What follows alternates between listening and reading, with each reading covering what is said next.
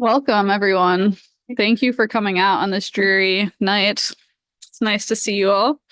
I'm Maria Mercurio. I'm a member of the steering committee, and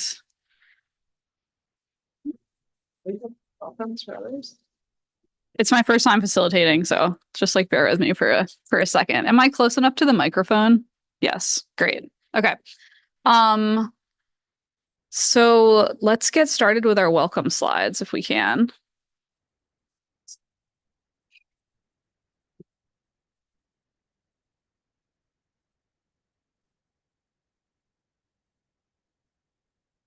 Okay, here at the Ward 5 NPA, we are a safe space. We provide a welcoming forum to all.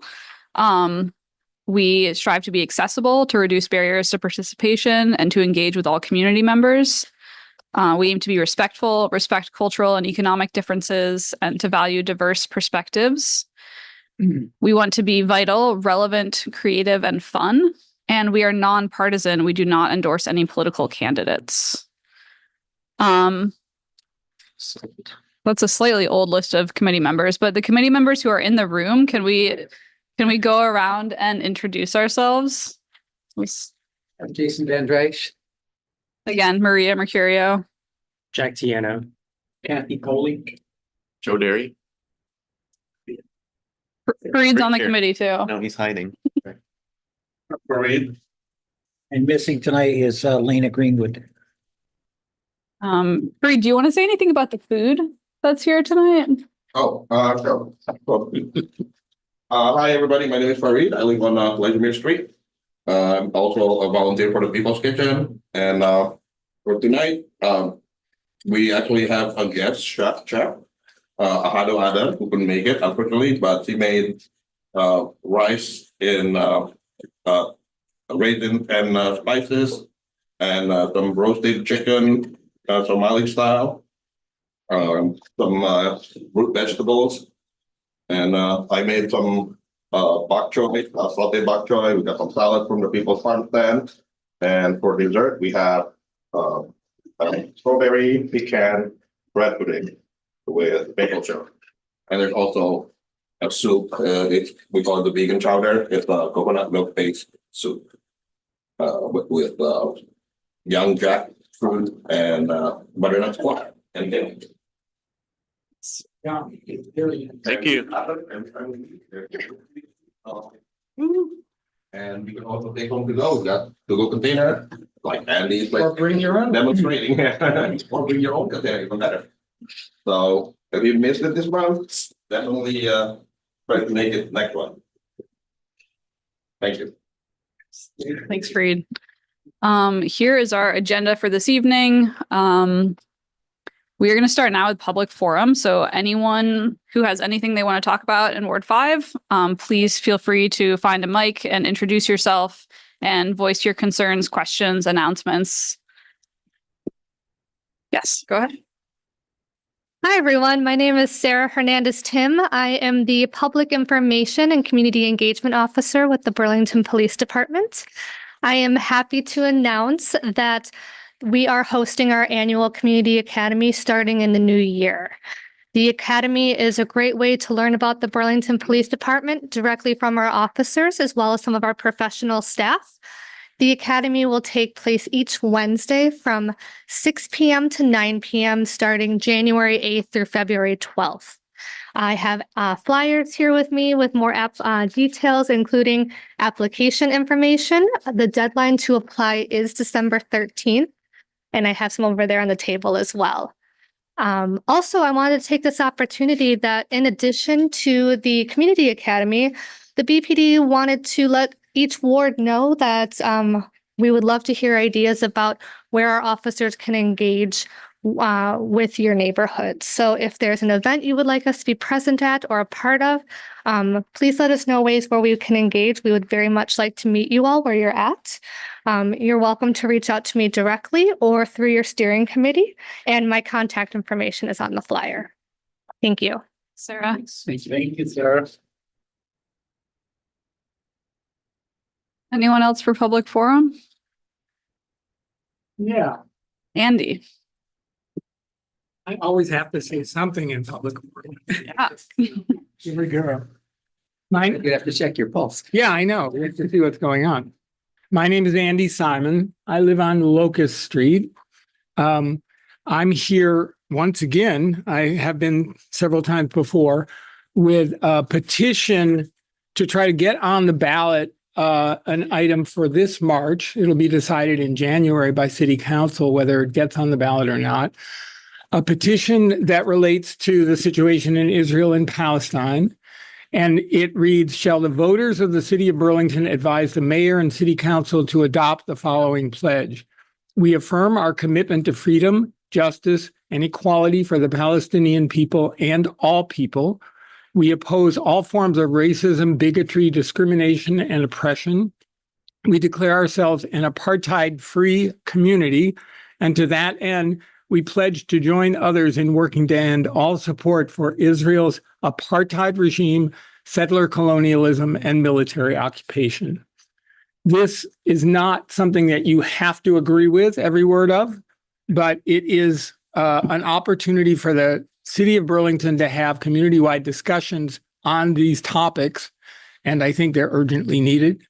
So we're urging, we will have enough signatures to get it on the ballot, but the city council will have to decide whether they want to put it on the ballot. Last year, they did not.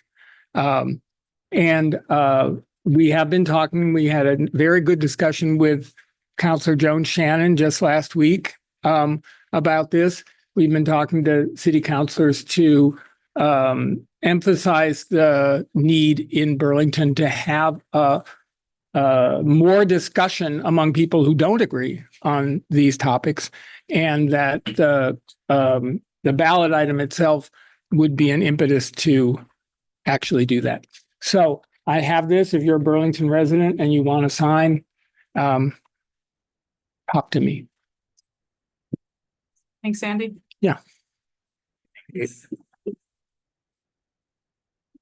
Go ahead, Robin. I didn't plan to say anything. I'm Robin Skank. I live on Howard Street. But I'm gonna say something. It's raining out. It's horrible out. I'm really tired. I almost didn't want to come tonight because I'm really tired. Really discouraged, but as much as this is not a political group at all, personally, I feel like on a small level after the election, I need to be involved in community action in whatever way that I possibly can. We have neighbors in Bridgeport that are terrified about what will happen as a result of the election, and I hope that we can have some conversation about what we can do on a micro level to just not feel run over. I've spoken to neighbors of different who are upset for different reasons and terrified for different reasons, and that's all I'm going to say. Thanks for coming. Good follow. Thanks for being strong. Yeah. To follow up on that, I know that this is kind of like almost like the autopilot at the beginning of every one of our meetings. We kind of do the introduction, we open the public forum.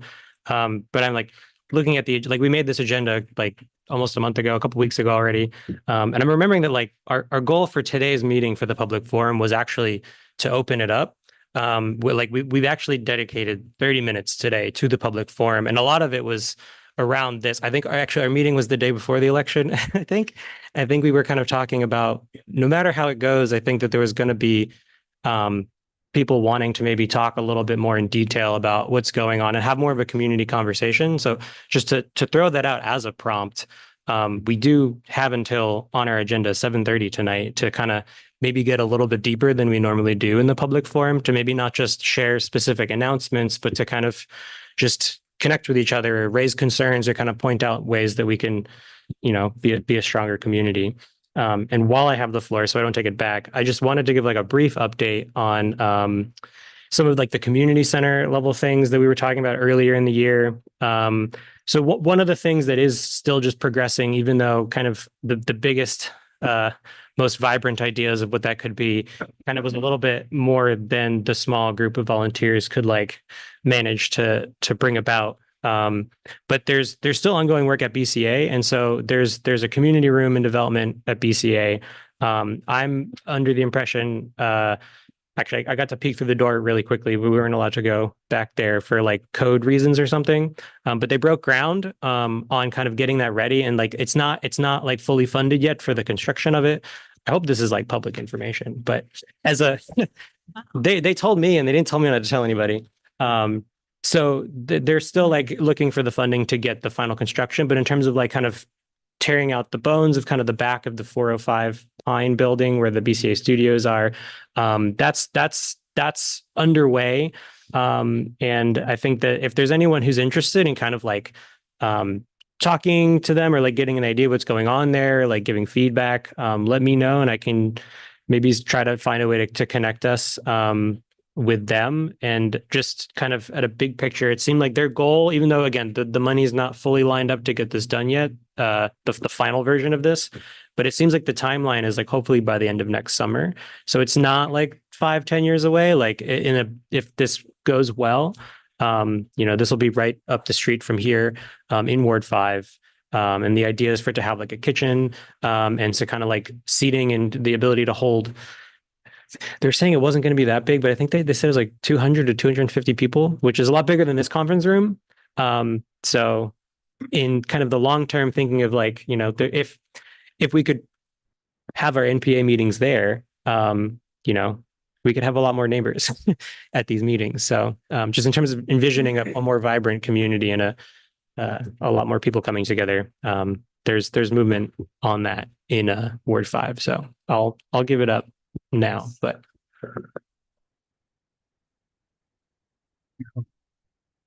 So Kathy Foley, so I've got one thing to say, and I didn't come prepared to talk about it. But there's an open letter to Burlington that has been floating around. There is a website for it, and I believe it's openlettertoburlington.com, but that may not be correct. And that's why I'm unprepared, because I wasn't going to speak about it. The letter was written concerning the ongoing crisis around Burlington with drugs, crime, a larger number of unhoused people. And it looks at 5 different areas that a group of citizens have gotten together and put this letter out and are asking for signatures so that they can take this to the mayor. And the hallmark of the letter is for the city of Burlington to form a blue ribbon commission, which they haven't done in 15 years, to bring in the real experts that could make a study and recommendations of this. The second part is to form an ongoing community member resident part of that for their input, and then to bring in the youth groups around Burlington for their input on it. So this is something that if you just do a quick search online, the authors of the letter don't have their names on it, but if you look at everyone who has signed the letter, their signatures are below the letter. And so you could kind of surmise maybe who might be behind the letter, but they don't want to take credit for writing the letter, because it really was a kind of a community developed letter with over 25 people putting input into the draft of the letter. So it's really out there for people to take a look at and to put their input. And if you do put input and reply to the letter, whether you sign it or not, you will get an answer from the group. And if you allow it, they will post your feedback to the letter. And that's open letter to Burlington. And I believe it's openlettertoburlington.com. But I'll check on that before the end of the meeting. Thanks. Robin, in kind of the vein of what you were talking about, I'd like to share a little bit of the most useful thing I've found that's I'm really using to guide myself and some working I'm doing with friends in response to Trump's election. It's an article called 10 Ways to Be Prepared and Grounded Now That Trump Has Won. And the reason why I found it so useful is that it it really starts with fundamentals and isn't all about, the things that some people are prepared to do and others aren't, of, protest and getting in the streets and so on and so forth. And the intro to it says the key to taking effective action in a Trump world is to avoid perpetuating the autocrat's goals of fear, isolation, exhaustion, and disorientation. So I highly recommend it. It's from an organization called Waging Nonviolence. And again, the title of it is 10 Ways to Be Prepared and Grounded Now That Trump Has Won. And the very first piece in it is the first thing he talks about is trust yourself. And he's saying, I'm going to quote just a little bit here, Trump is arriving at a time of great social distrust. Across the board, society has reduced trust in traditional institutions. There's more distrust of the media, medical professionals, experts, and politicians, but it extends beyond that. There's reduced trust in most community institutions and membership groups, whether it's from COVID or political polarization. A lot of us have experienced reduced trust in friends and family. Even our trust in predictable weather is diminished. Distrust fuels the flame of autocracy because it makes it much easier to divide. We can see that in the causal nature of Trump's rhetoric, telling people to distrust immigrants, Democrats, socialists, people from Chicago, women marchers, Mexicans, the press, and so on. This is a social disease. You know who to trust by who they tell you to distrust.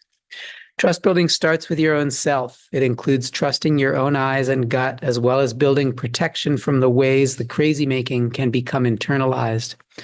This also means being trustworthy, not just with information, but with emotions. That way you can acknowledge what you know and admit the parts that are uncertain fears nagging at you. Then take steps to follow through on what you need. If you're tired, take some rest. If you're scared, make some peace with your fears. If you need to stop checking your phone compulsively, do it. If you don't want to read this article now and instead go for a good walk, do it. Trust all these things inside of you because trust in self is the foundation of a healthy life.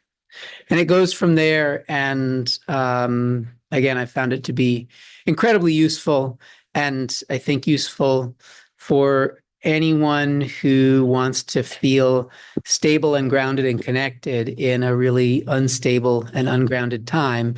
And whether any given person takes that to farther steps is, everybody's decision. But the first parts of it of trust yourself, and the second part is find others who you trust, really feels universally applicable and really useful in the times that we're in.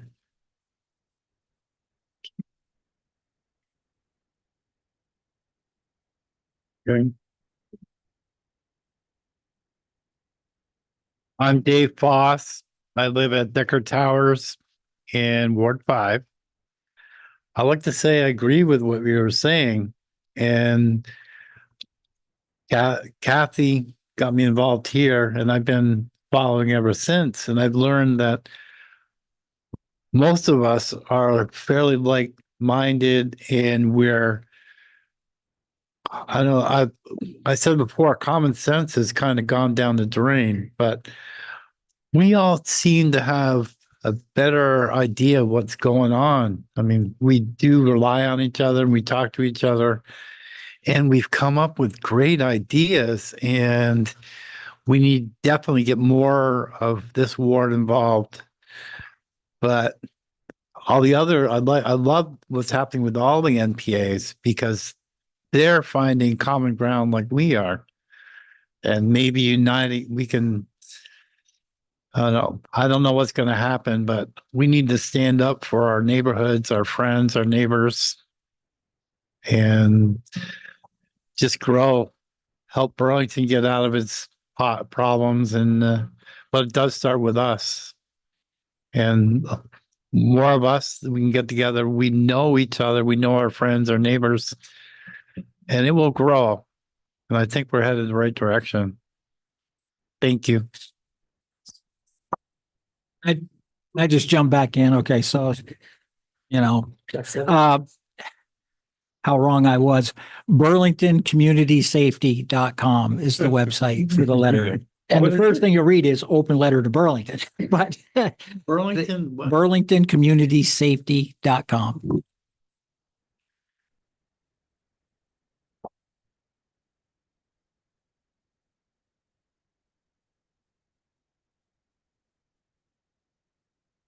I'll respond to Robin, our first speaker tonight. Well, not the first, but one that struck me. I remember back in 2017, I was kind of sitting at home flipping on my phone, refreshing the news and being unhappy with the news every single time. And I was like, what can I do? What can I do about this? What's going to make me feel better about this situation? Voting once a year or whatever? Like, that doesn't seem like enough. So, my family got involved more with like the women's protest, and I had to stay home that day, but I remember that time very well. And another time like that is kind of maybe ahead. And that's when I got kind of involved with the NPA and joined the steering committee. And I think I had a year break, but now it's almost been however many years that is, 8 years. And we're kind of back. It's almost like gone backwards again, but a lot of the society has moved forward, and we all know that. And we have a better understanding, I think, of where people are at. And we just got to remember that, in this room and beyond, and try to take care of each other. But I don't know exactly what that means yet, but I think we're having the right conversations about it. So thanks for speaking up. Just one more thing, kind of hearing what you're talking about, Joe, and others. One other really useful thing this article does is it kind of lays out 4 broad paths, 4 broad ways that people can, like you say, get involved and figure out how they want to make a difference in a context like this. And the 4 are protect people, as in, stand up for the most vulnerable who are most likely to be hurt by whatever's going on. The second is defend civic institutions, and being part of the NPA is very much in that vein of working together to build and sustain this institution that helps to bring people together in our neighborhood. The third is disrupt and disobey, and that's not for everyone, but a critical part of the picture. And then the fourth is build alternatives. Like what do we not have that would make things better? And what I like about this is that he lays them out as all critically important. And, you don't have to do any particular one of you could do any one of those and be making a contribution. And they're broad enough that, almost anybody can find a home in one of those. Was that on Front Porch Forum? Because I've seen that article and I've skimmed it, and I think it's really powerful. It's been circulating quite a bit. It's written by a man named Daniel Hunter, who has been a leader in this kind of work for decades. So he's really smart, and people picked up on that and have been sharing it a lot. I think I just would say one other thing is, I haven't watched the news in 2.5 weeks, the national news, but I've read a lot of things. And the reason I bring it back to this committee, or I say it at all at this committee, is one of the other suggestions that comes to me through the news and stuff is to understand your local politics and get involved in your community politics. So that is something that I am sort of pledging to myself to do. And I would love to bring more people into this, because we do, we're a great, Burlington's an unbelievably wonderful place, but there are a lot of very vulnerable pockets. We're all vulnerable. I mean, we all have our own pocket. I got my pocket that this is punching me in the gut for too. We all got our own pockets with this.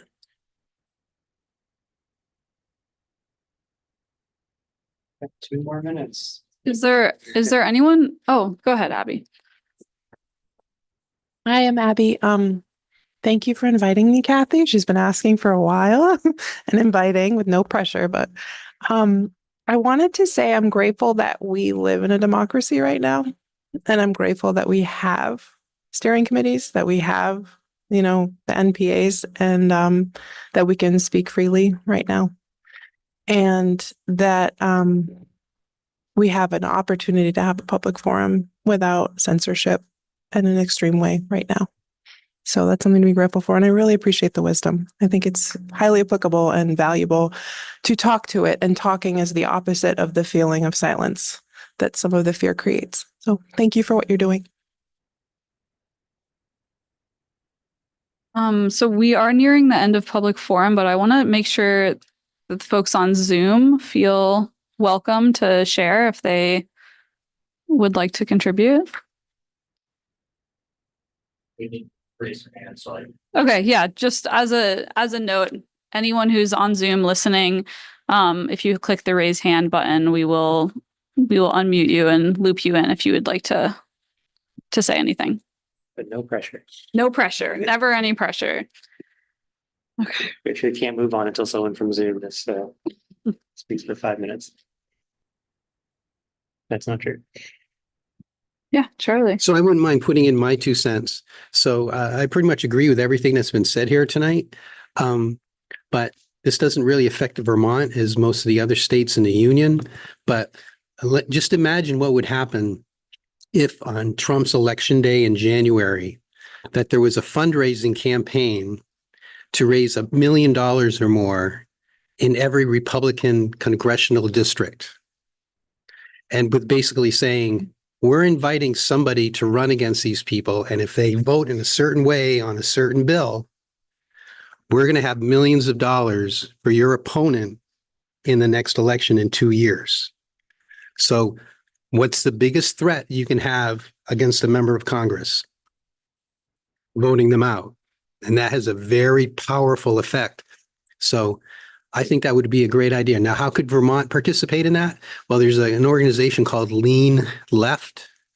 And what they do is they pick out, these are Vermonters and people from New Hampshire, et cetera, and they pick out congressional races possibly that are close to being flipped one way or the other. They're close races. And what they do is they engage in fundraising and letter writing for those congressional districts in other states like Ohio or Missouri or Pennsylvania. So I'm just saying that that's my 2 cents. What you do is you can punish congressional people who vote in a certain way on a certain bill, especially when most bills in Congress, they have multiple votes. Nothing generally passes on the first vote. And so as soon as someone, say in Missouri, sees that their congressperson just approved of something that they're very concerned about, then you just do a big fundraising campaign and say, hey, we're going to replace you. And that has a very powerful effect on politicians. So I just thought I'd mention that. Thank you.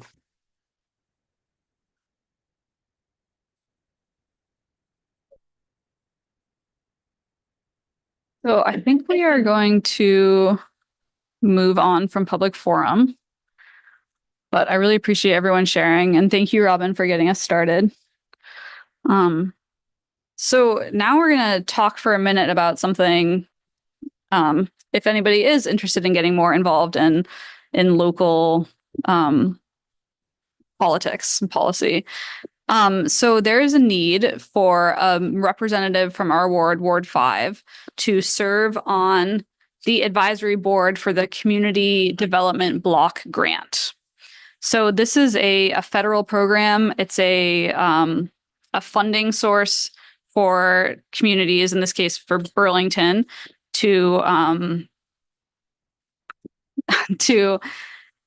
help address the roots and consequences of poverty. So my understanding is that the U.S. Department of Housing and Urban Development administers this program and awards grants annually to communities, including Burlington. And then the city, the way that there's an advisory board with a member from each ward, as well as other representatives from the city who work together to decide where that funding should go.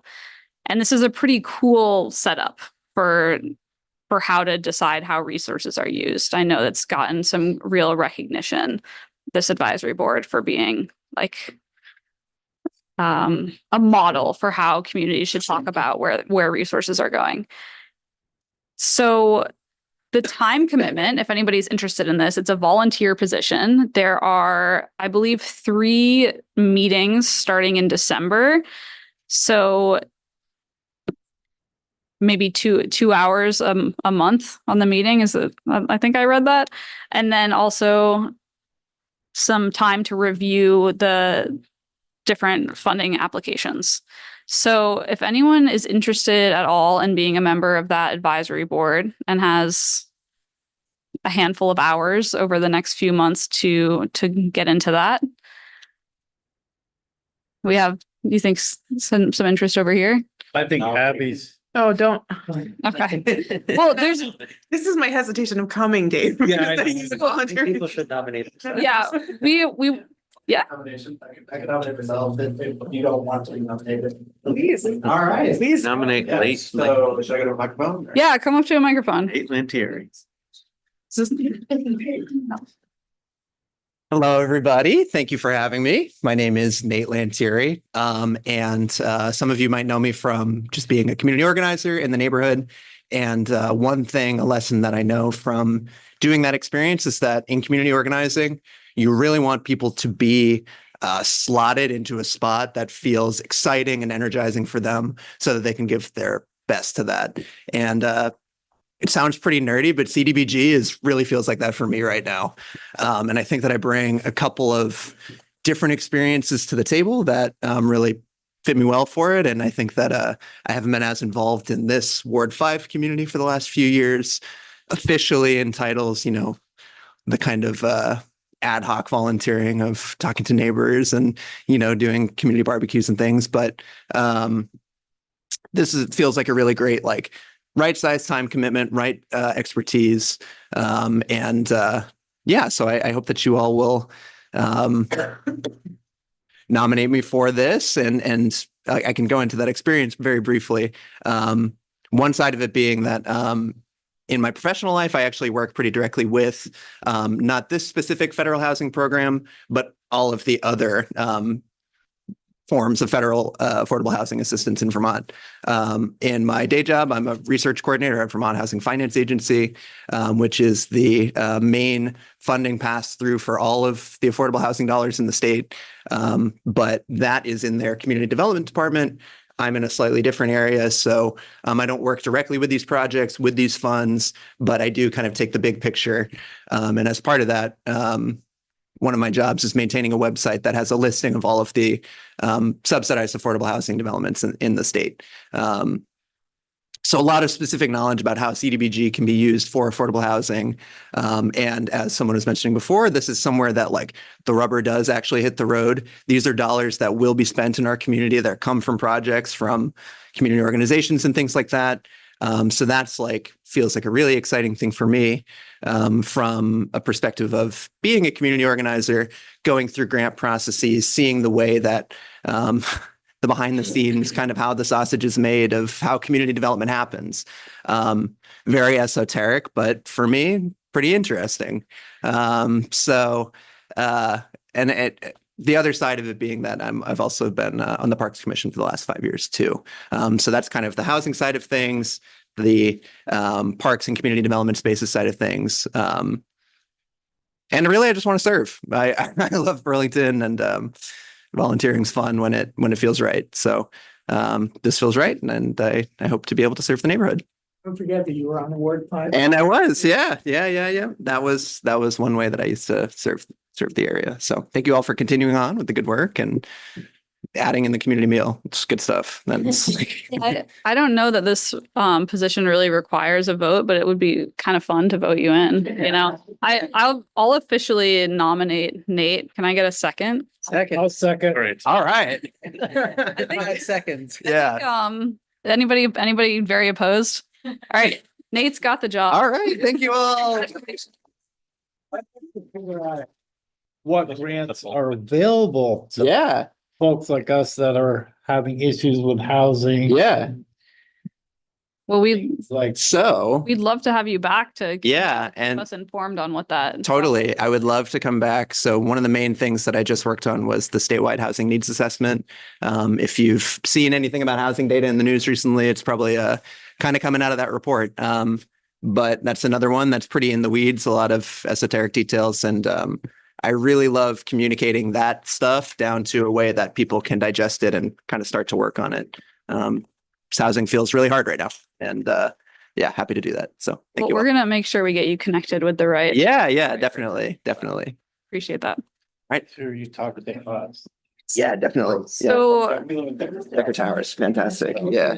yeah, go ahead. Yeah. So Nate, can I ask you a question? Sure thing. So we, couple of days ago, we met with, Thomas Renner from Becca Okay. Ballard's office. Yep. He gave us a presentation, which was along these lines. Yeah. So does your website, kind of correspond with the kind of things that he would have been talking I about? imagine so. Yeah. So we're very likely we're pulling from a lot of the same data sources, and whether it kind of just comes down to what some of the specific focus of the presentation was. But I imagine it's relatively similar.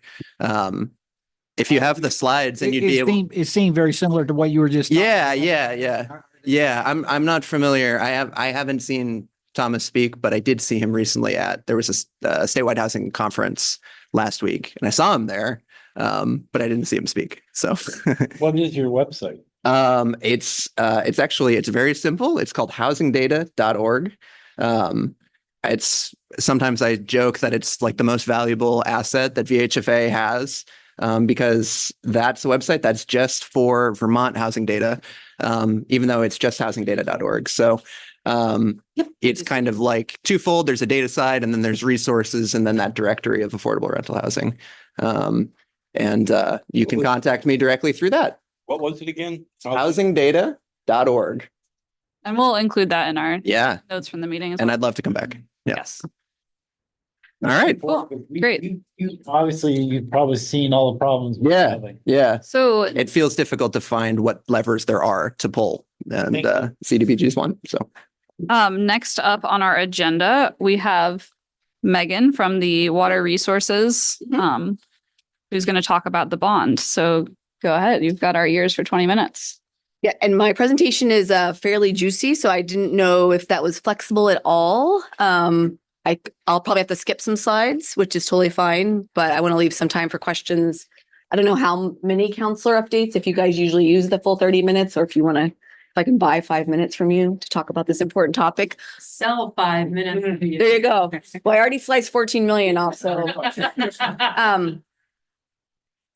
Thanks, y'all. I haven't been to the Ward 5 for a while, but it's great to be here. We want to just make sure that we're getting out and talking to as many people as possible as we continue to go back to the council and have them consider whether to put this on the March ballot, which is certainly our staff recommendation, but we'll just jump into it. Certainly before I ask citizens for more money, we need to talk about the money you already gave us and what we did with it. And the fact of the matter is, so the 2016 drinking water bond, we had about $8 million authorized, and we have fully expended that, and we've put it into replacing and relining water mains. They look pretty bad before we get to them, and then they look a lot better when we're done with them, and there's some pictures there. On the clean water side, the 2018 bond, which was about $30 million, with the projects that we've either completed or have underway, we have spent that money almost in its entirety. We've actually spent more than the money, $31 million, because of the grants and subsidies that we've been able to leverage as part of the process. As part of that, we've also replaced and relined sewer mains and storm mains. And then the vast majority of the money has gone into the wastewater treatment plants. First of all, to fix the things that broke in 2018. If folks remember that terrible summer where our things at our plant started breaking and we started having major permit violations and had lots of beach closures. So we fixed the disinfection system and the computerized control system. And while we have shifted the report card, those are sort of examples of the report card where we've evaluated all of the systems based on the consequence of failure and the likelihood of failure to kind of come up with a report. Certainly in 2018, report card looked terrible. Our current report card looks a little better, but despite the fact that we will have invested $21 million, because these systems are so large and so expensive, there's still a lot of things that are left in that C, D, and F category and are nearing failure, and we need to address them. So why do we need more money? In a perfect world, the $30 million you gave me would have been enough. But ultimately, in order to address these systems that are at the point of failure, and to make sure that we can continue that when you go to flush your toilet or you turn on the tap, you don't have to worry about good things happening. And we need to do that for both the current Burlington, all of the housing that currently exists, as well as future Burlington, which I think a lot of us hope will include more housing, because that's some of the way that we're going to get out of the conundrum that we're in. There's also, some basic safety and code upgrades that we need to be pursuing at these plants. They were last upgraded in the early 1990s. Typically, wastewater treatment plants, because of the really harsh conditions, are upgraded on a 20 to 25 year scale, and we're at year 30. So it's time or past time.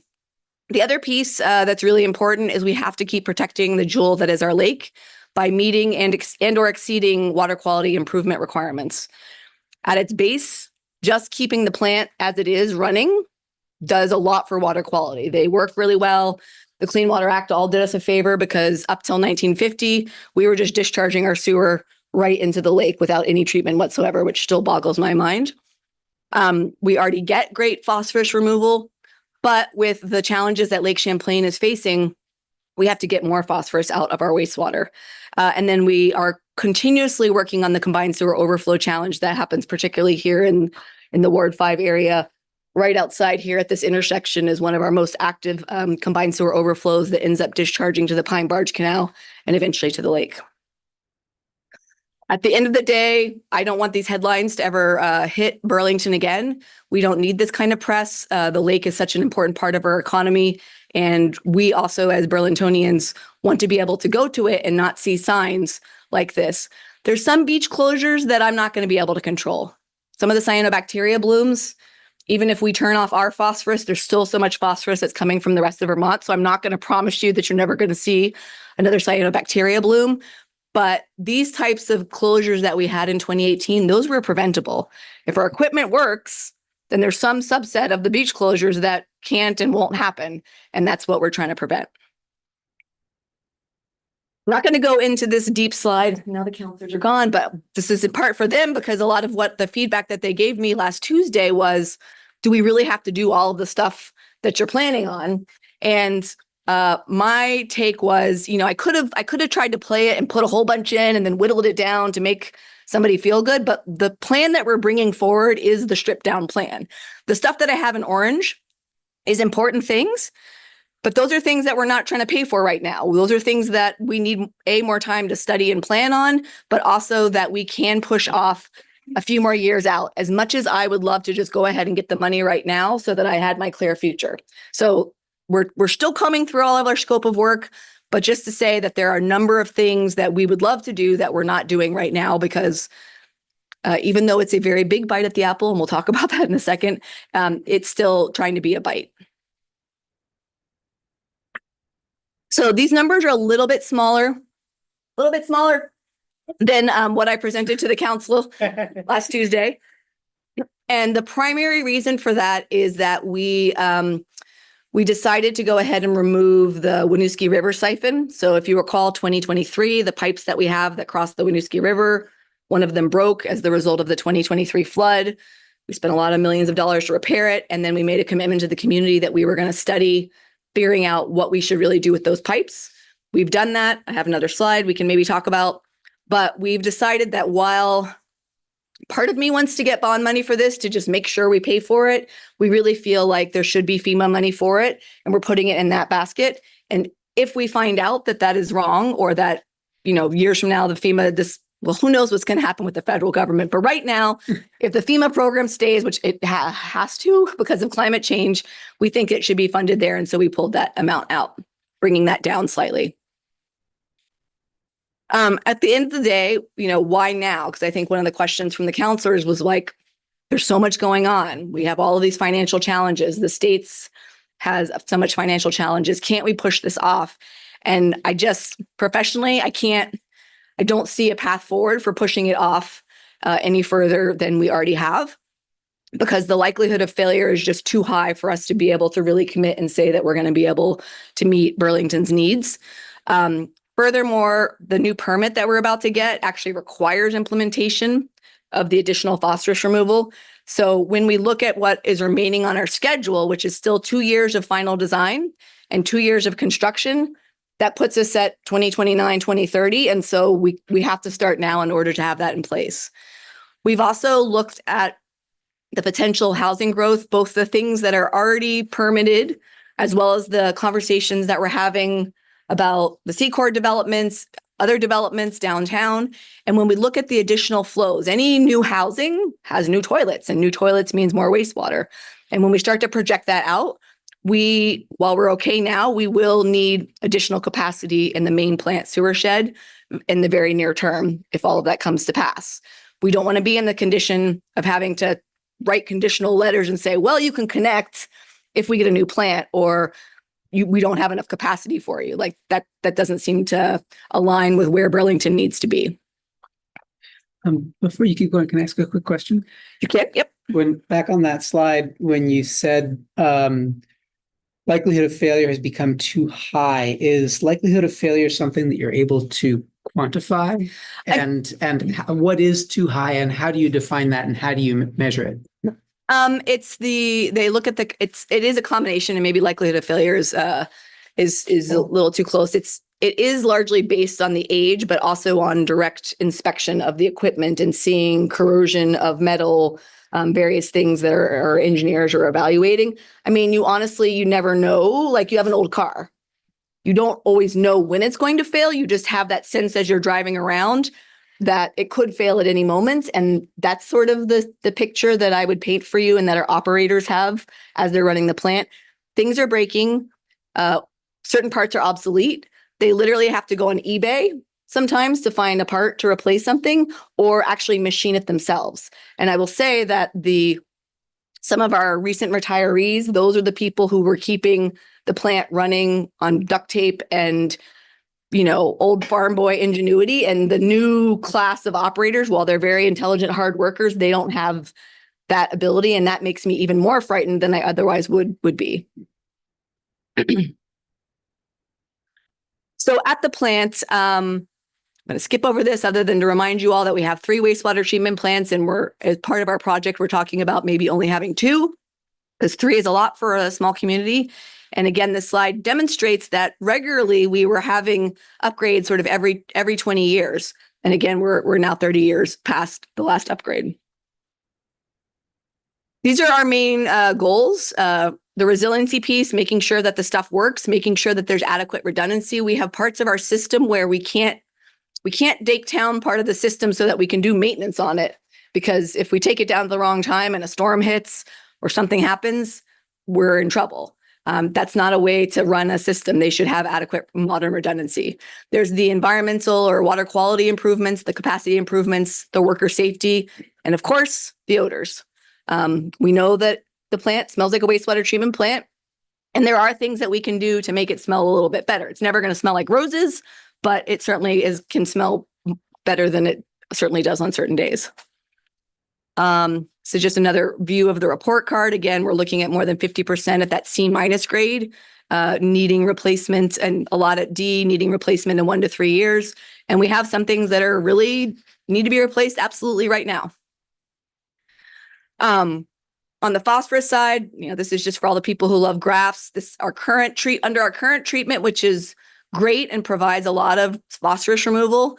This is the amount we're getting. The Vermont mandate makes us go down here. And when we looked at 3 different technologies that had a potential of meeting this mandate, we found one that was actually the most inexpensive and easiest to run. It's a series of filters, and it can bring us down to this level, which is really positive because we're able to put it in at main plant, our biggest plant, and actually meet the requirements that we would otherwise have to meet at all 3 plants, as well as treat enough phosphorus so that we have more flexibility about where we do stormwater treatment.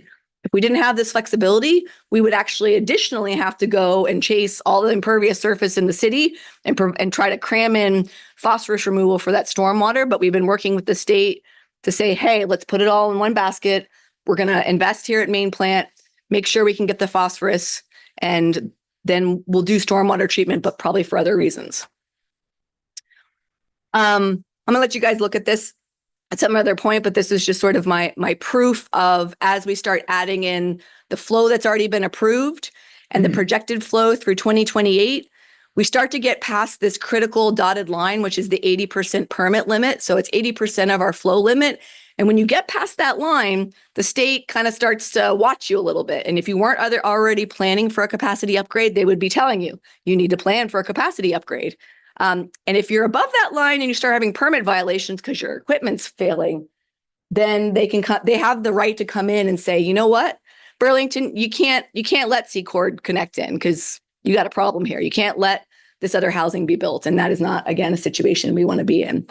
When we look at what we're planning on doing and expanding capacity, we move those limits up here. And when we plan out through 2045, it still gives us enough of an on-ramp or a runway so that we're not getting into trouble again within that time period. Yep. Do you know what the numbers are for the projected, the 2045? Like, how much housing growth is that I represented? don't have it off the top of my head. It is more than the 44. Somebody was mentioning the state went through a housing assignment and sort of allocated. And I think Burlington had 4,400 units of the total statewide goals allocated to it. And when we sat down with planning and with CEDO and got in a room and we looked at all of the known projects and then all of the parcels where we know with the new zoning what could happen and what is likely to happen. I think the number was like at least 5,600. It was meeting that, pardon? 2045? Yes. I mean, with the new, so when I came to the city, the zoning was so tight that this was like not, it was like, we're okay. Like, we don't need a new plant forever because you can't have that kind of growth. And now, and densification is going to provide benefits long-term, spreading the customer base, as far as revenue. And when we get into rates, we can talk about how that is going to help. What are the options for reducing existing flow through conservation measures? I assume you're already doing some of that. How much headroom do you have there to increase that and buy ourselves more capacity without building? Yeah, I think how I view that is that we extensive what they call I&I reduction in studies. They haven't been done, and there's some situations that I don't know how we're going to manage because there's places that have high groundwater and they have sump pumps that in order to have a basement, you got to have a sump pump, and that sump pump water has to go somewhere, and that's in our system, and that's eating up capacity. But there's not great alternatives for what we would tell somebody to do without it. So the ability to really mitigate some of those significant sources is different. Certainly, any water conservation will help. I view that more as we should build this new capacity, and then if we really, over the next 20 years, dial that in, hopefully it'll stave off future additional capacity increases. But it's not something that I think I could rely on at this point. There's a question online. Do you want to wait till you're done? I think I want to wait till I'm done because otherwise I might not get through it. Again, if they want to give me some of their extra time.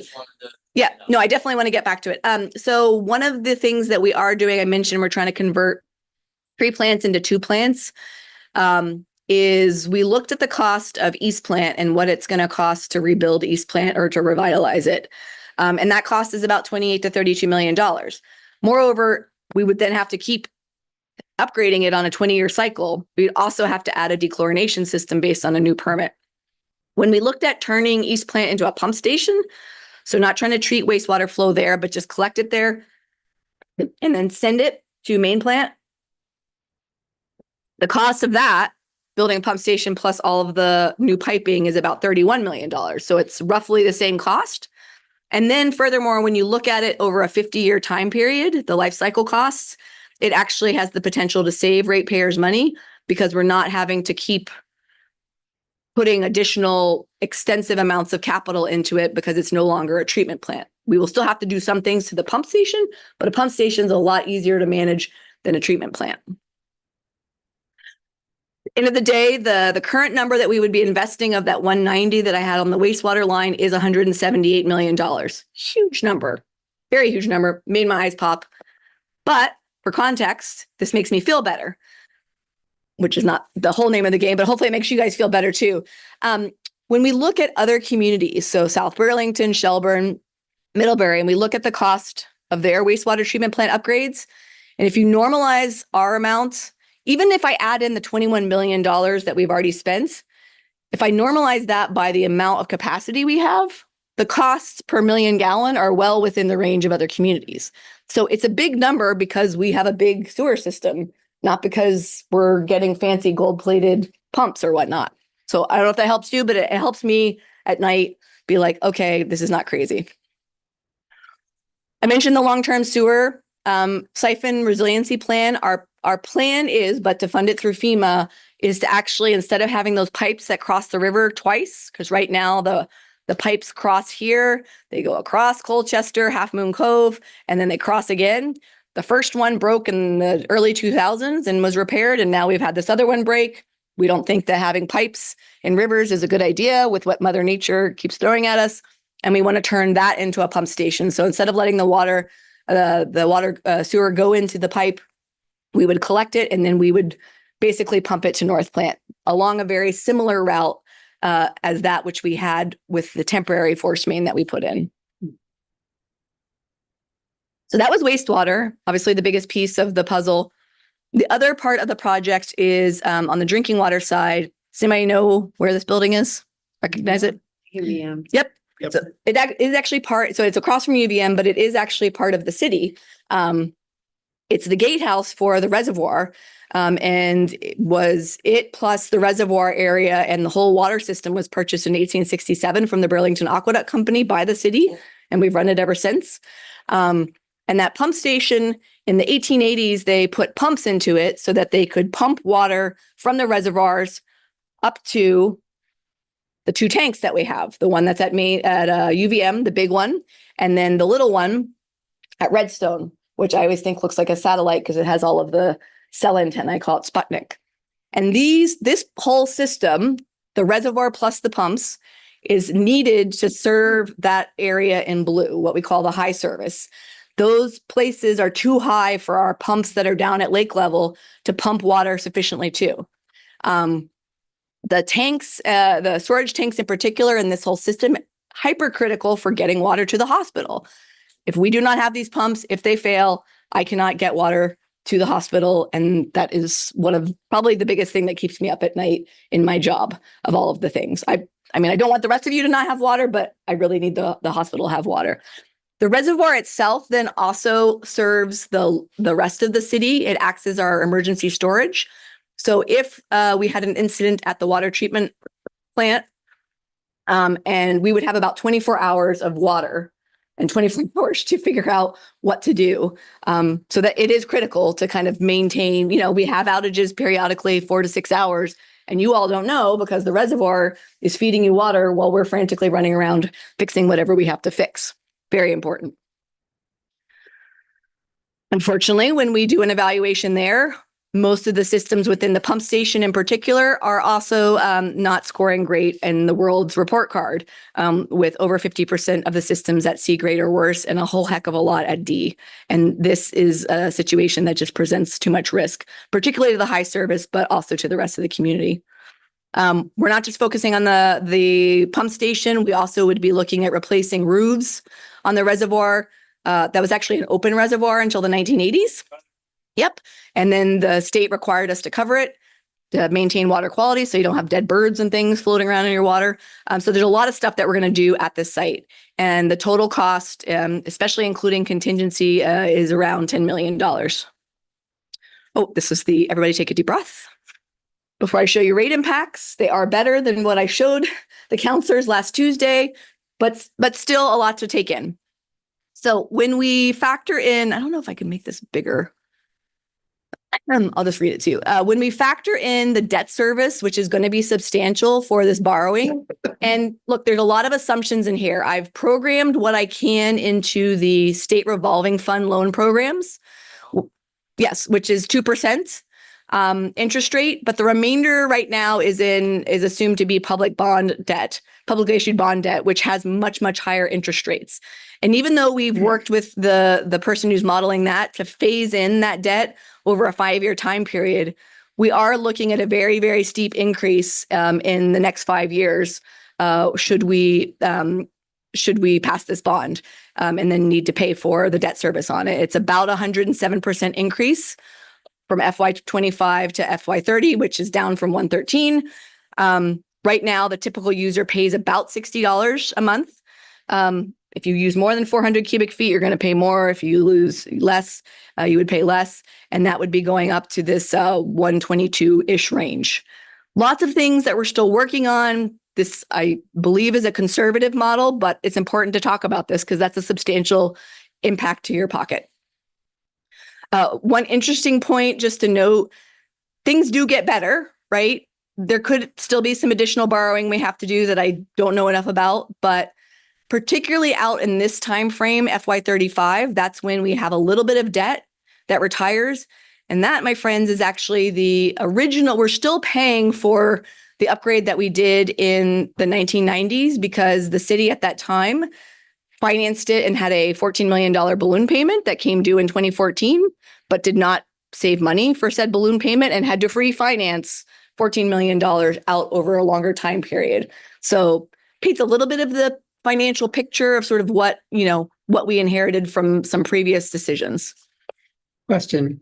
To what extent, if any, do the projections about rates take into account projections of increase in housing stock, i.e. of the grad list? They do not right now. Okay. That's why they're conservative, because it's very hard. It assumes a static Yes. grand list? Yes. Okay. Because it's really hard for me to know exactly when a building's going to come online. We all believe, we hope that this is going to happen. So I am going to go back and I'm going to try to conservatively, for certain projects that are already under construction, like Cambrian Rise, maybe first phase of City Place, ask them when they think they're going to get their certificate of occupancy and then probably push it out like a year or two to at least account for it. But just so much can go wrong with development that you don't want to rely on it, because I don't want to tell you the number is going to be smaller and then all of a sudden I'm trying to explain why it's bigger because such and such developer didn't get everything in place. Does that make sense? Like even some crazy, like what if we added 5,000 units in the next 10? Yeah, no, that is absolutely my next iteration that I asked our financial modeler to give me like a tool where I could make some assumptions and see how it would, so that we understand why we actually all do need to get behind growth, because it's going to help with all of this. But I wanted to be conservative so that we don't have hard conversations later. Megan, are these slides going to be available? Yeah, absolutely. So you can dig into them and call me up and ask me more questions. One other thing that I did, because again, I'm always looking for context, like, are you crazy, Megan? What are you asking of these people? And so we looked at similar Vermont communities, what they're paying for water, as well as other New England communities. And in particular, New England communities like Portsmouth and Portland, which are, from what I can tell, are taking decent care and meeting their regulatory obligations, and also have combined sewer systems. Because usually utilities with combined sewer systems, because we're trying to undo the legacy that we were given of those systems, have more costs. We're having to build storage tanks and all these other things. And when we look at that, currently our bill is lower than the median for similar Vermont communities and for similar New England communities. I can't prove to you, but in conversations with our rate analyst, he's fairly certain, he works with some of them, and he's like, they're going to have rate increases, maybe not this substantial, but they're going to have rate increases coming up too. So their bars are going to go up, and it'll be interesting to see if we surpass them or if we kind of just catch up to them. Still, I think we've had this conversation, lots of things that we can do, both from a modeling perspective, but also from a on the ground perspective of mitigating the impact to your bills. We're already on the congressionally delegated spending list for the reservoir project for $1 million. I think the community change grant got submitted today. Our engineer had a great conversation with the Northern Borders Commission, who is very interested in growth and in jobs, and they're interested in our growth piece. And then the pollution control grants from the state revolving fund. There's also some other things we can do to look at rates. It's ultimately going to be a bit of a policy decision that the council and the Committee on Transportation, Energy, Utilities Committee about, do we want to tier sewer usage that could have the impact of keeping bills for like single family, duplex, triplexes very low, but it would have potentially the impact of increasing rates on other people. And so how do we want to spread the pie of the amount of money that we need. Somebody's always going to have to pay more when we end up discounting somebody else. Can I clarify where we're at in the process of getting on the ballot and what residents I have need to know? Yep, absolutely. There's also a ton of affordability program enhancements. We were the first in Vermont to implement a water resources affordability program, which primarily was looking at the tiered water usage, but also for people who already qualify for a federal program. So LIHEAP, if you're at that 200% federal poverty limit or 50% of HUD AMI, folks already are eligible for a discount. If they show us proof that they're already qualified, we can give them a discount on their water bill. If you are a senior, if you're over 65 years or more, and you sign a thing that says, without this program, I would have a hard time meeting my utility bill, we're going to give you a credit. Do they have to come and ask, or do you go No, there's a find form. them and give it to them? We do not currently go and find them and give it to them. I think there are things we could be doing with trying to get our staff to reach out more to people and make sure that people know this. I think because our rates are reasonable right now, there hasn't been a big push for people to need these programs, but I think with where we're going, they will. The other piece, we're really, really trying to figure out how to help renters. We know that if we increase water resources bills, the landlords are going to pass that on to the renters. Because we don't usually bill renters directly for water usage, most buildings have 1 meter that feed a whole bunch of units. We're looking at some unique ways similar to Seattle Public Utilities, where we would figure out how to give BED money to give a further discount on their bills for the people who qualify for their energy assistance program, like getting the money directly in the pocket of those renters and impacting their overall utility bill. We don't know if it's going to work, but I'm really, really hopeful that might happen. So where are we at in the process? I've been visiting all of the NPAs, just sharing this information. The next piece is really to dive into that affordability piece and work with the TOOC to understand what their priorities are, who they really are worried about helping, and where we want to focus our efforts. And anything else I can add at this point in our model about the rate mitigation in preparation for getting back to the council in January, when we would have a full 100% preliminary engineering report that anybody can pour through. Been reading through the 60%, and it's a little dense, but there's a lot of good information in there. And then we'd also be having a third party do a sort of high level review. Engineers are smart. We got to get another engineer looking at it and making sure we didn't miss something. And then we would be coming back to the council in January to ask for approval to get it on the March ballot. From there, if we're successful with that, big information campaign, because people might not be paying attention, but they hopefully will as we get closer to March. And I want to remind people, it's very important, if we're successful in getting it on the ballot, and if we're successful on people saying yes, that doesn't mean I get a blank check and I get to just start spending money. Every time we have to issue debt, every time I go in for a loan, I got to go back to the council and I got to say, this is how much money I need. This is why. And if there were things left unfigured out, if they wanted me to do more affordability stuff and I didn't quite have it figured out, they could certainly make sure that I had it figured out by the time I come back to them and I want to go ahead and borrow the first tranche of money. Can we get the question from online? I want to make sure this person doesn't get ignored. The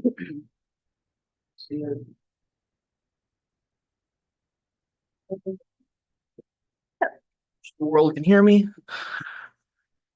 Megan, bravo for your work for so many years. I have heard you speak about these items many years ago. Since we are in Ward 5, where the Pine Street Barge Canal is located, could you talk more about the role that the 28 undeveloped parcel acres of the Barge Canal plays in the city's wastewater and stormwater systems? Also, how will the Seacord development impact the city's water systems, in particular the CSO? Yep. Those are such amazing questions that I worry that we don't actually have time for tonight. I want to make sure that our counselors do get the chance to give the council updates that they're on the schedule for. We might have to continue this session. Yeah, and I think I don't know if it was Ruby, but somebody else from the Friends of the Pine Barge Canal, I know I have an email, reached out and wanted to actually have a meeting about it, which I'm told that's much, better venue to do that so we can have more dialogue and not just one question. Does that feel okay to everybody? Does that work? Yeah. Yeah, if you could just let the committee know about that meeting so we can like get Absolutely. it out there. Absolutely. People know about it. And then I just want to let people know if they haven't done a wastewater treatment plant tour, we have a couple of dates coming up.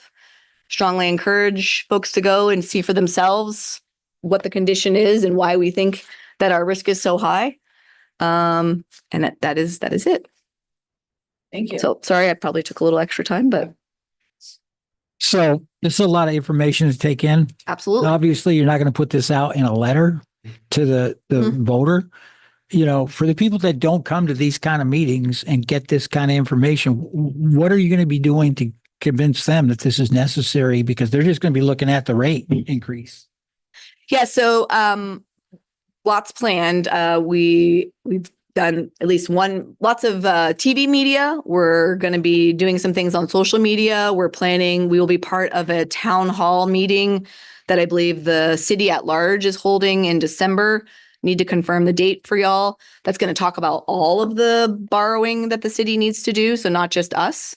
So there's that. I've spoke with somebody the other day about doing the Ask Me Anythings on Reddit. I mean, we're about to shift into that gear now that we've done the NPAs and we've had these forums to take this content and start putting it out in dribs and drabs, FAQs on a website, right? So any question that I've gotten, I've been writing down, and I'm going to write down the answer so that hopefully somebody, if they have a question, can go there and see that one of you other smart people have already asked it and I've done my best to answer it. So we know that we have to get information out in sort of a different format than just these meetings. 100%. Yeah. Great question. So much, Megan. Yeah. Joan and Ben, are y'all ready? Sure. All right. If you want to come up and find some mics here.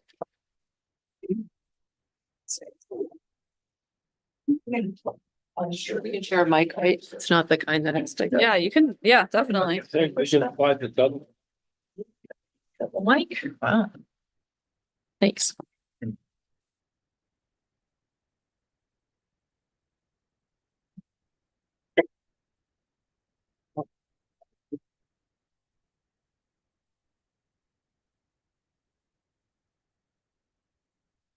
Why don't you start? Okay, well, thank you very much for having us. Ben Travers, Ward 5 City Councilor, my seatmate, Joan Shannon, South District City Councilor, as I think perhaps most people know, but as a reminder, the South District is both Wards 5 and 6 combined. So Joan represents both, and I'm here for Ward 5. Appreciate the Ward 5 NPA having us here. I served for a number of years on the NPA steering committee, and it's always good to be back.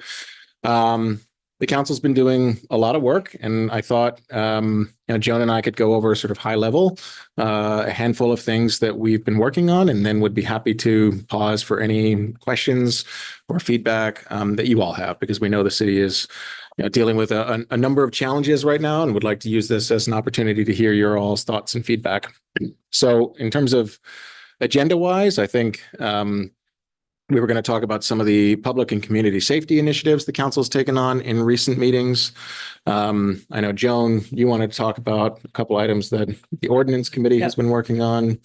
I think we just heard a component of potential sort of FY26 budget and some sort of dollar sign items that may be on the ballot in March. And we thought we could talk a little bit about that too. And then I think that's when we could take, to the extent there's time, Q&A from the rest of you all. So Joan, should I start with some of the public safety items, or is there something you want to start with? Go right ahead. All right. And I'm happy for you to jump in on any item that I miss out on.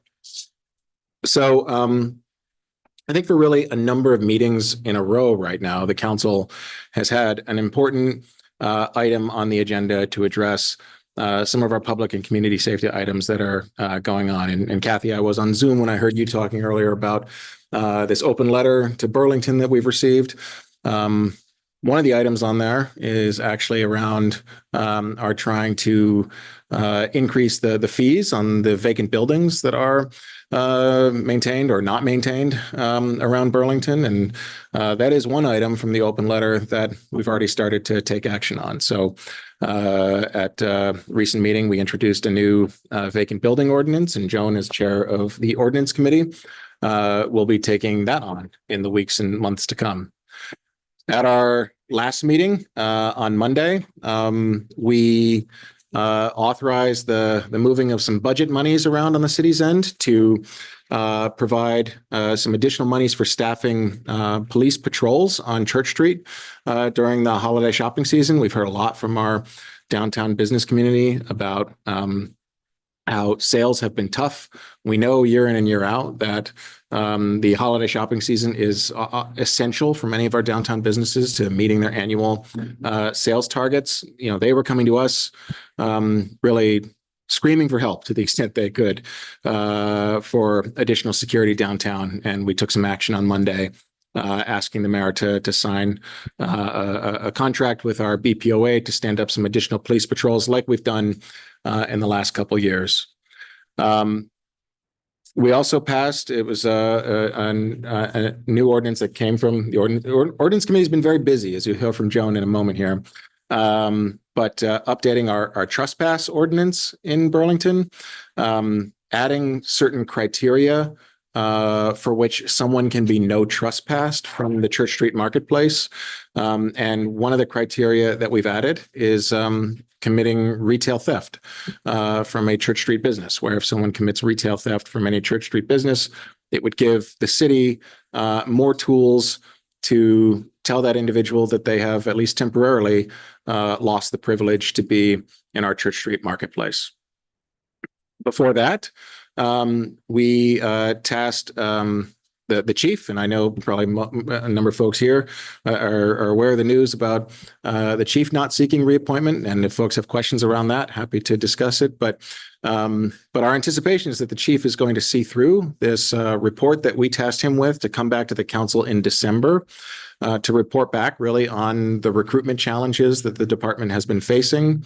To give us an updated number on the number of police officers that the department feels that it actually needs right now in order to serve Burlington. The cap right now is 87. I think there's some sense that even though we're still significantly below that cap, that our goal here should be higher than that 87 number. But we are waiting for the chief to get that information back to us and have tasked him with coming up with that report. And we've also been encouraging the mayor's administration to take a look at some of our outdated public safety facilities. We have a pretty old central fire station that the fire department continues to come to us and say it is an obstacle to the work that they want to do. We have our police department and its officers coming to us saying that our police department, which was new not all that long ago, right? About 30 years ago, but it's a 24/7 facility, as compared to some of the new facilities that they've stood up through Vermont State Police and in some of the surrounding agencies. It's dated and has been a recruitment and retention hurdle for the department. So we've been encouraging the mayor's administration to take a look at those public safety facilities and see what we can do to bring some improvements to them and try to address those hurdles as well to really find a way to cut through some of these recruitment hurdles that we've been having. So those were 4 of the public safety items. Oh, sorry. One other thing I wanted to mention, which is I'm just going to tag on to the end of that. Yeah. In terms of the buildings, it isn't just like that they're not modernized to do work the way they want to do work today. I mean, going into the central firehouse, the stairs are rusted. There's like real hazards. There was a fire in the entryway of the police station, which caused the sprinklers to go off. And there have been a lot of problems that have never been rectified since that happened. Sarah could tell you all the woes of the. You're doing a great job, counselor. Yeah, but it's at this point, not a healthy building. So yeah, it's a pretty bad situation for both departments. Yeah. And at least at the moment, it's largely being looked at through the lens of, we're partnering with some developers who are reviewing the redevelopment of the Memorial Block. We have our folks from CETO here who are very involved with that. But of course, the central fire station is within the memorial block, and the updates to that facility, as well as now partnered with our police station, albeit off that property, are under review in the context of that redevelopment of our gateway block there. And then the one other public safety item I'd like to mention before turning it to Joan on a couple other ordinance items they've been working on is, we are aware and continue to hear from community members about some real sort of hotspots, I'll say, for lack of a better term, around the city.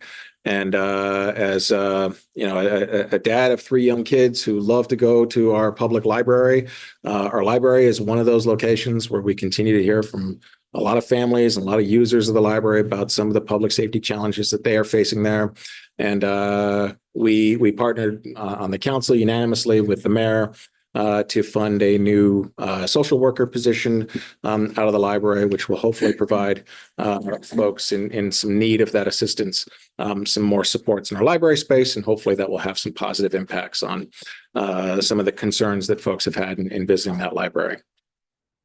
So, Joan, that was a lightning round on a few items that we've had here in recent meetings. That was a lot. Yeah. So thanks, Ben. I'll add on the vacant building fees. That's something currently in ordinance we haven't gotten to take up yet. We will be taking it up, and I see it as a little bit of a complicated issue because there's a lot of different situations. Like, we don't want vacant buildings. We want to make it financially not advantageous to the property owners to have vacant buildings, but at the same time, there are reasons that buildings become vacant. The Y is an example where, we have somebody there's been bankruptcy, there's been multiple owners. We have somebody trying to redevelop that. And they're being diligent about it, but it takes a long time. Do we want to penalize that person? I don't think so. Do we want to stop a building from going vacant in the first place when somebody is vacating a building because they're moving someplace else? If we create a system where there is kind of an onus to keep that up and running until something else goes in, that seems like a good idea. And the fact that the number one offender here is the city should not go unmentioned. And the voters, the voters have just made. Would you mind explaining number one offender? Yes, sorry. Memorial Auditorium is what I am talking about. And we have had multiple votes where voters have decided not to invest in Memorial going back to the 90s. So the voters haven't invested in Memorial to the point that, it's not safe to be in, and it's now a vacant building, and we're trying to do something else. So these are the kind of issues we'll be struggling with in the ordinance committee. And if you want to weigh in on that, I welcome that. One question relates to that. Yeah. Is it strictly vacant buildings or also vacant lots? Buildings, I think. Buildings. Okay. So if a property has nothing on it, that doesn't qualify in. Correct. Yeah. Just in it, So, again, I don't always understand all of this, but for example, there was just a recent article in 7 Days about a property that's been vacant and was used for a purpose it wasn't supposed to be used for, and the owner of the property was fined and never paid the fine. So a bigger fine was just put out to that owner of that property. What if people just don't pay the ordinance fine? I mean, that looks like Well, the city can put a lien on a property if they don't pay it, but yeah, that's kind of a legal question that is beyond my pay grade, but we will have an enforcement mechanism in there, and the legal system should hold them accountable. Should. Yeah. The other thing I wanted to mention is we've had the condo conversion ordinance in the ordinance committee. We voted it out. It's at the council level now, and it's caused some concern in the community. Understandably, there is concern that renters will be displaced by this. And we have had it dates back, I believe, to the 80s. we had this condo conversion ordinance put in place to discourage rental housing from converting to condominiums. And it was done so that Northgate did not condominiumize. And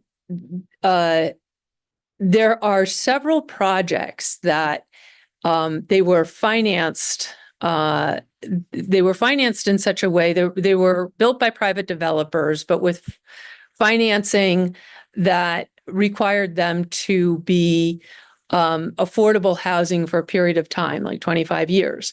And then at the end of 25 years, it's kind of like the balloon payment that Megan was talking about. Disaster hits.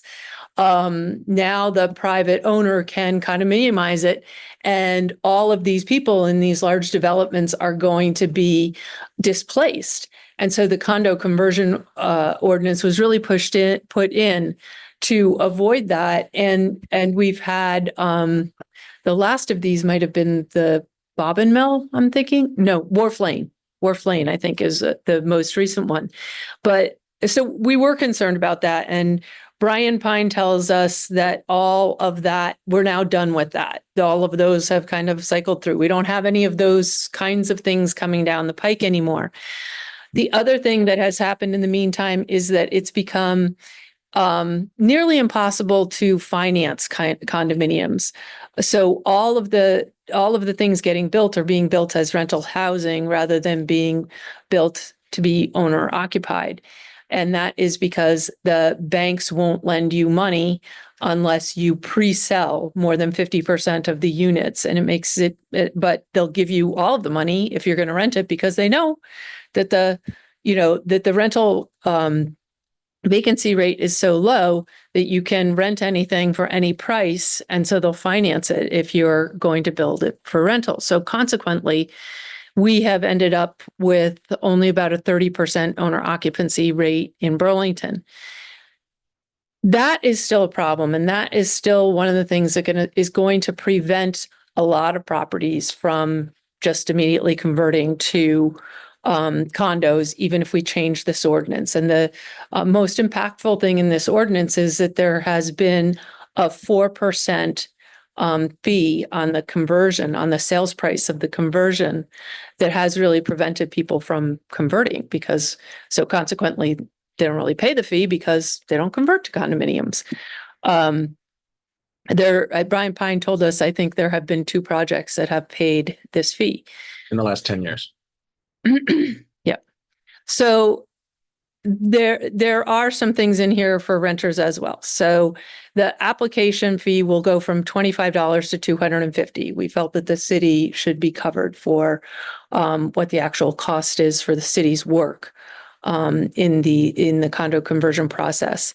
The 4% condo conversion fee would be eliminated. There would be a change in the notice periods. Right now, the notice periods are, we also had Michael Monty from CHT was part of this conversation as well. And I think that this was something that he had agreed with. But it changes the notice periods from 4 years to 2 years for elderly, disabled, moderate, and low income tenants. And from 2 years to 1 year for all other tenants. It increases, the tenants have a right to purchase the unit, and that's been increased from 90 days to 120 days to put that together. And there's a relocation fee. It was a relocation fee of $1,000. That's been increased to $2,000, and it's a stipend, so it could be used towards if the tenant were going to buy the unit, that $2,000, it wouldn't only be allowed to be used for relocation. You could stay there and use the $2,000 for down payment. Can I ask a question? Yeah. Big picture here, what is the council trying to encourage? Is it more condos?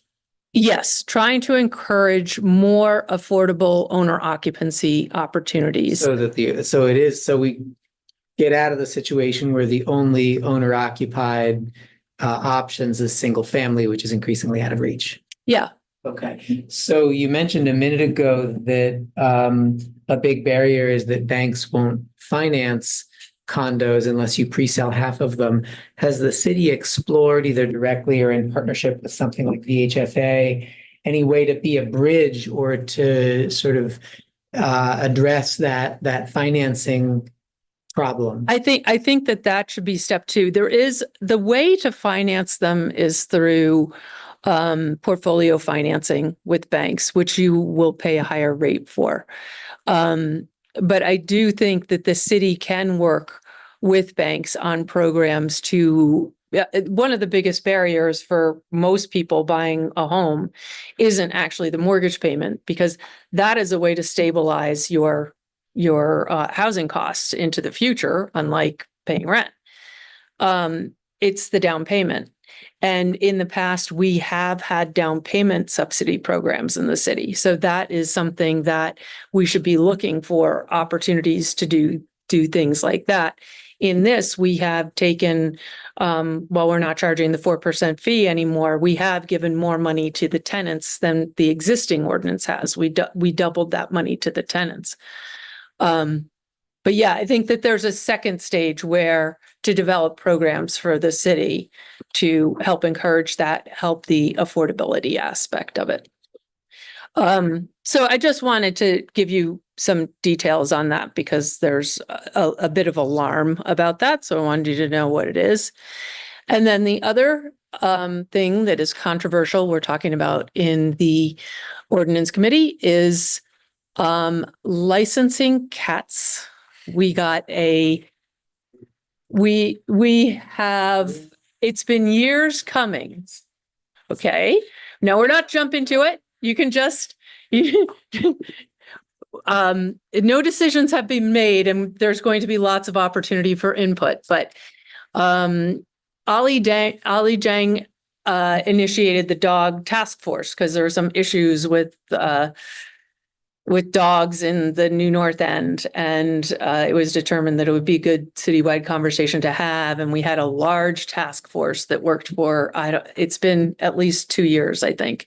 And then they gave us the report quite a while ago, and the ordinance committee hasn't been able to get to it until now. We've been putting it off because we had other higher priorities. We're finally getting to it.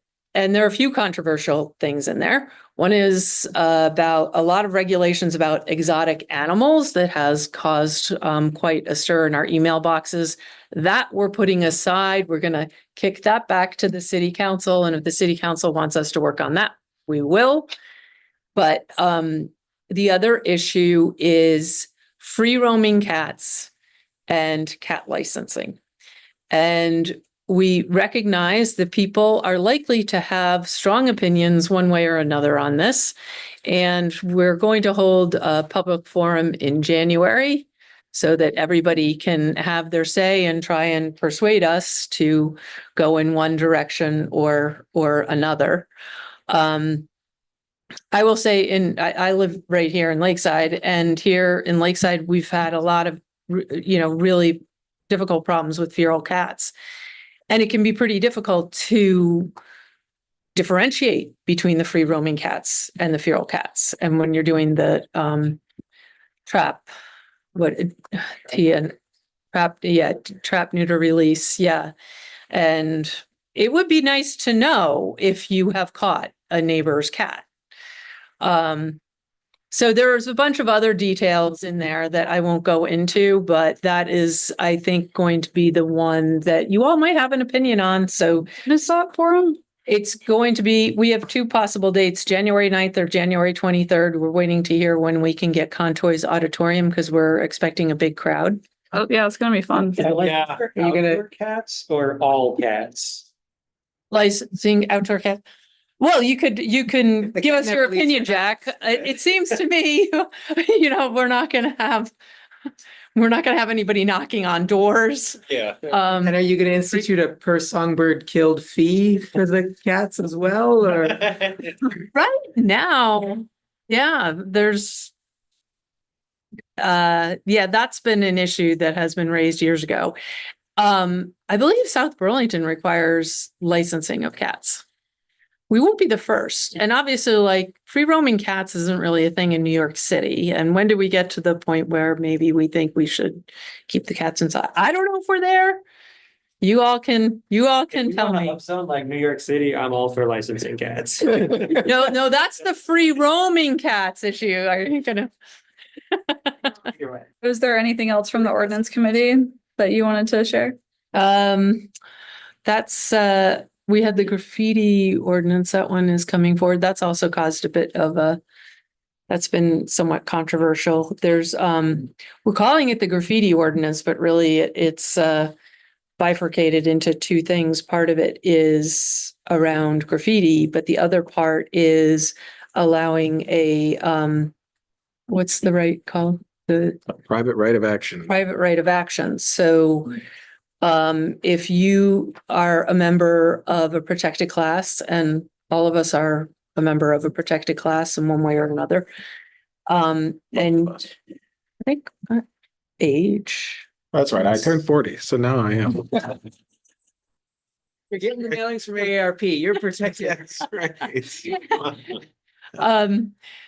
Yeah. So if there's an ordinance violation of any kind, it could be a noise violation. It could be a housing violation. Any ordinance that's violated, there could be a private right of action if you are if you're a member of a protected class. There is a right to, you can sue somebody basically and get your legal fees and bring in action yourself, which you can't do right now. You have to wait until, when you have that noisy neighbor, you have to wait for an action from the city. This gives one neighbor the opportunity to act against another neighbor, and that has caused a high level of concern that we kick that can down the road until December 9th. We're making a decision on that. But it also, in terms of graffiti, it will allow for, our problem with graffiti is our inability to enforce. And there was some offensive anti-trans stickering going on in the New North End, and that kind of precipitated this whole thing. But you can't enforce any law selectively just because you don't like one message. You have to have enforcement across the board for everybody. And that wasn't happening. So this requires us to have online reporting other than see, click, fix to make it easier to get enforcement on graffiti. So that's a graffiti piece of what we call the graffiti ordinance. That's a lot of updates, a lot of content. Thank you. A lot of updates. Can I ask a question to get some clarification? I know this is a done deal about the funding for the police for greater security. Yeah. If I'm understanding this correct, you move money from the police budget, but to be spent in a different way over time for officers. Is that why it has to be in agreement with the police, the Burlington Police Union, and not seeking officers from other agencies or other surrounding communities?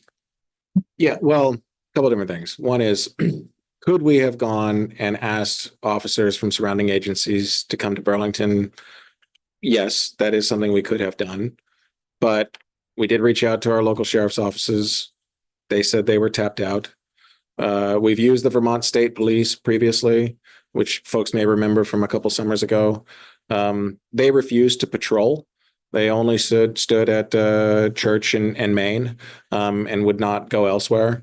We used private security last year. But unlike a police officer, they have no arrest authority. And there were some concerns and complaints around that from businesses. If you have someone who's committing retail theft, private security is pretty limited with respect to how they can respond to that. And in each of these instances, our own police officers have come to us and said, well, wait a minute, if you're paying a premium rate above our overtime rate for Vermont State Police and for sheriff's officers and for security services to come in, what about us? And each time we have gone back and extended that opportunity to our own police officers. We did the same thing about a year ago. Now, last year, we did the same thing when Vermont State Police was here over the summer. And so what this does is it just sort of cuts to the chase, right? And Last year when we did this too for downtown, it took us a while to get it up and running because we couldn't find private security to hire. Getting anybody to hire in this area is difficult. So they've made the commitment to meet what the demand is for the downtown for this holiday period or however long it's going to be. we've had discussions with the police union, and they seem to be excited about this opportunity for their members to pick this up. So I trust that we're going to have a larger presence on Church Street during this holiday season. How about you deputized construction workers? There's going to be plenty of them downtown starting about December 9th, I think. Well, That's brilliant. I think that we need to wrap up our feed. So I just want to get my head around this though. Okay. So, but there's really no harm done because you're taking money from their budget and just giving it to them in a different way. Yeah. And if I could just say one other thing briefly about it, right? The officers that we have are working an incredible number of hours right now. We put some money towards their overtime in our regular budget, and it's already running ahead of budget. So they're working a lot of overtime. And I think what you see in a lot of different businesses and a lot of different industries is sometimes you reach a point where just offering more overtime for a certain assignment isn't enough, right? You have to offer a little bit more than just overtime to ask that folks pick up even more hours, which is why in some industries you see hard to fill shifts offering double pay or even higher. And we can't do that through our regular contract because we have a contract. It's a collective bargaining agreement that's not up for renegotiation until 2025. So, we're locked into the rates that are in the contract, can't offer more to our officers that way. So this is a way to do it. It's a way that's been done in the past that gets them a little bit more than overtime, incentivizes them to pick up a bit more time than they are already, and hopefully gets some much needed additional resources downtown during the holiday season. And they seem to be happy about it. So I think that. Okay, I think that was the root of my question. I mean, you're asking officers who are already stressed out. Yeah, I was worried about that too. Now, okay, we're going to give you a little bit more money, but we want you to work a lot more. And I mean, it was just, that wasn't really addressed in the city council meeting, or I didn't feel that the answer was there that they're okay with this. That's my question. Yeah. And they are okay with it, and it's voluntary, right? So if they want to pick it up, they can pick it up and earn a little bit more themselves in the holiday But season. if they don't pick it up, does that leave the downtown without the security needed or wanted? It leaves it at its current state. Yeah. So I think just for Charlie and Zach's sake and other folks who, sort of have to hold the infrastructure of this meeting, we're going to close down our Zoom. Thank you for and sort of officially adjourn. Nobody's being kicked out of the room if people still want to chat a little bit more, but we are going to